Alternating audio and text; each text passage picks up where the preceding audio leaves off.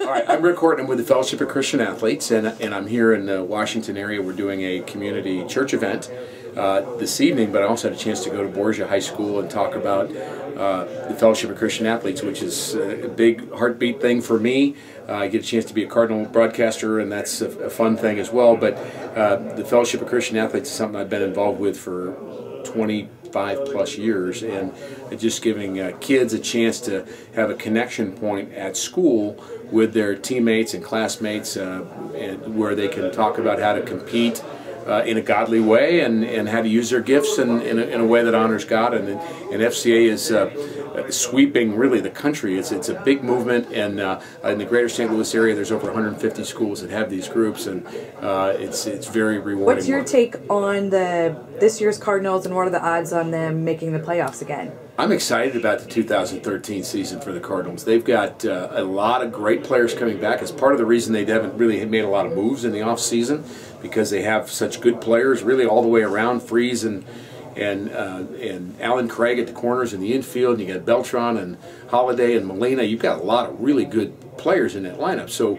I think the Cardinals just felt like they don't have to make a lot of moves because they're good. Their young pitching was extraordinary last year. Trevor Rosenthal and Joe Kelly, guys throwing 100 miles an hour out of the bullpen. It's really fun to watch those young kids get a chance. So I'm excited. They were one game away from going to the World Series a year ago, and after winning the World Series in 11. So I think it's very possible we got a team that's going to compete again. I will say that the rest of the division's gotten better too, so it's not going to be simple. The Reds in particular have made their team better, so it'll always be a challenge. That's part of the fun. Who of the non-roster invitees to spring training has the best chance to make the big club?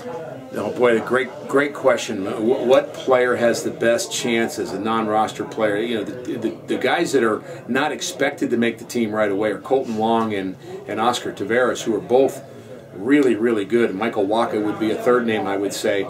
Guys that you're thinking, well, they're just going to be there. They're probably not ready yet. But if an injury happens, I think all three of those guys have kind of opened some eyes already, and there's some potential. Waka throws really hard, and Colton Long's a second baseman, certainly of the future. The question is the future now or next year? So I think all three of those names are and Taveras especially, because he's the #1 prospect in the Cardinal minor league system. He was just rated the 3rd highest prospect in all of minor league baseball. So we're going to see him at some point. The question is when.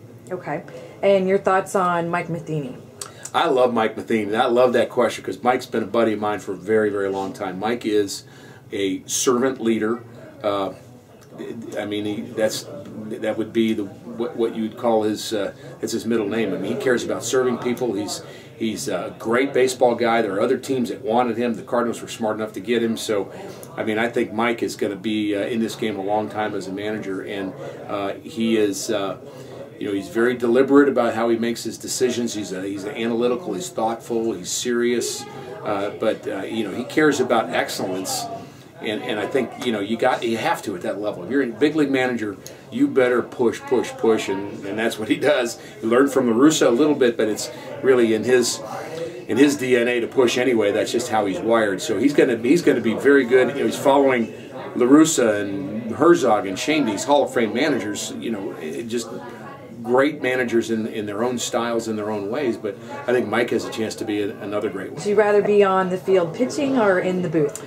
I would rather be in the booth than pitching. You know, people ask me if I miss pitching, and I say, no, I just miss sitting in the bullpen and hanging out with the guys. So, you know, the stress of pitching, you know, I had my chance to do that, and it was great. And you know, the tension of that and the stress of thinking that every pitch you might lose your job is, you know, I mean, yes, I loved it. I loved competing. But I think I just love baseball. I love being around it. And so as a broadcaster, when the game's over, if the Cardinals lose, I'm sad for a while, but I don't take it with me when I go home. As a player, you wear that game, good, bad, or indifferent, for a long time, and that wears on you over time, and you're kind of glad to be retired from that in a bit, that performance anxiety. And yeah, broadcasting's performance too, but it's different. It's just me, you know, talking about the game I love, and I don't really feel too much stress from that, frankly. And when the game's over, and I can go home and... Favorite on-air moment?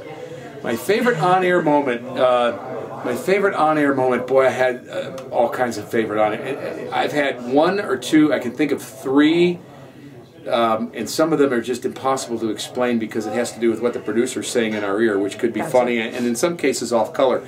But three moments I can think of. One was with Jay Randolph, and one was with Dan McLaughlin, and one was with Bob Carpenter, where we got into laughing jags during the middle of a game, and it was uncontrollable. It was just so funny. I mean, here we are doing a game, and nobody knows what's so funny but us, and we just can't. You can't talk. I mean, it's just Danny Mack and I had one of those a year ago, and it was something funny our producer said in our ear, and it just struck us as funny, and we just could not finish a sentence. And people remarked on it. They noticed that something was fun about that, and I think they like us to have a good time. It's baseball. It's not. Holy cow! It's not. You know, war in the Middle East. It's not. You know, it shouldn't be. It's not political. It's baseball, for goodness sake. It's fun. It's supposed to be our diversion. So I think it should be light. I think when people try to make it so serious, it just kind of pulls away from the joy of sport, to me at least. So I think the humor is part of it, and I always love those moments. Would be your one piece of advice to a high school student athlete? High school student athlete. Wow, that's especially great. In today's world. Well, in today's world, I think an athlete, you know, my best advice for them is to get the best out of their ability.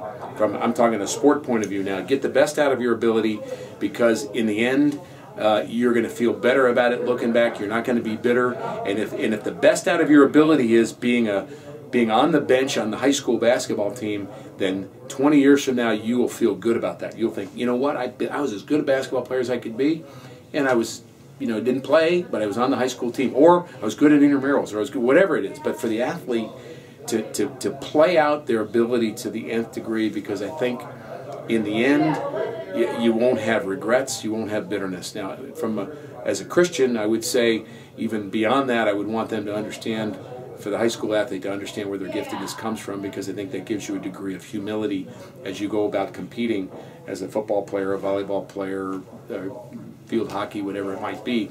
So I would prefer that advice, but generally speaking, I would say for the athlete to just give it everything they have, look in the mirror at the end of the day and say, I did everything I could do to get better at this, and then, you know, that can translate into other things that will happen in your life down the road, in terms of being a wife or a husband or a father or a worker or whatever it might be. So I think there are a lot of great lessons you can learn in sports, but it starts with that effort.